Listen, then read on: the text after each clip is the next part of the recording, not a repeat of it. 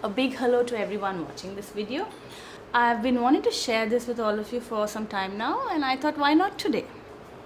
Okay, life has a way of pushing all our dreams down. We have so many aspirations, we dream of so many things that we want to be or do in life, become in life. And you have rejection, you have failure, you have discouragement, you have negative voices, you have doubt, you have fear, you have all these things that come towards you, and then they push everything down, and then they bottle you up, right?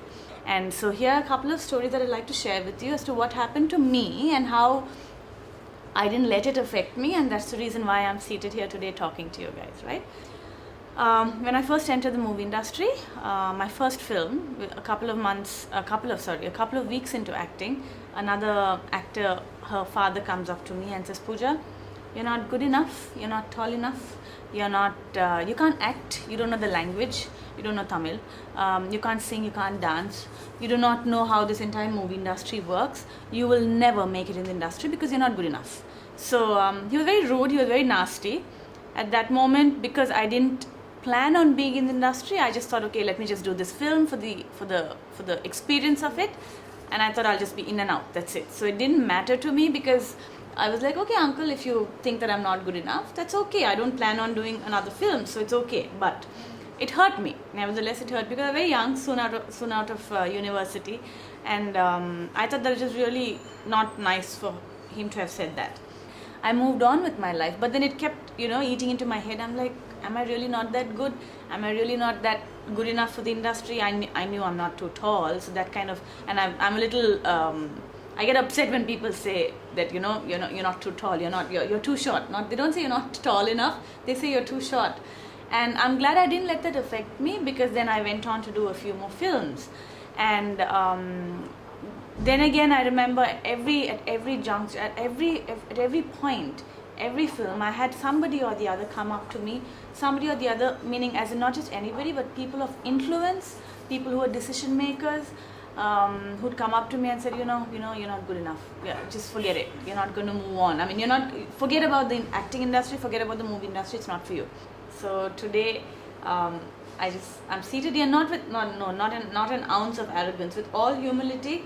I'm seated here telling you this, that if I were to have believed my own doubt, because even I at one point believed that I'm not good enough. I at one point believed that what people were telling me about myself was right, because they see me from the outside. So I thought, maybe yes, I'm not tall enough, I'm not beautiful, I'm not good enough, and all of that. But I'm glad that I didn't let my own doubts restrict me or limit me. I didn't let what other people think, what they thought of me, become me, right? So I knew who I am supposed to be, I knew who I wanted to be, and I went after it. I just want all of you to know, because I love you very much, that you have to first learn to love yourselves, and only when you learn to love yourself will you be able to spread love. And when you do that, you automatically become limitless, right? I'm sure all of you have your own stories.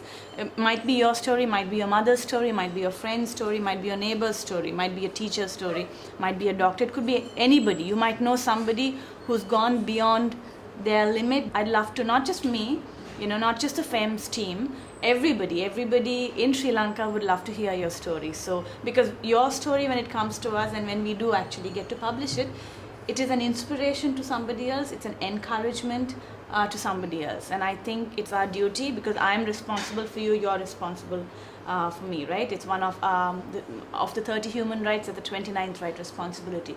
So I'm taking it very seriously, and I want you guys to do it too. With all the love, I'm asking you to send in your stories to us, and I'd love to read them. I'd love to, I wish I would be able to sit face to face and talk to you someday.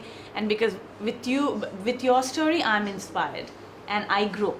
And with my story, I hope somebody else is inspired and that person grows. So why not we all get together and do this for each other, right? Because we all love each other very much. Mwah. Love you.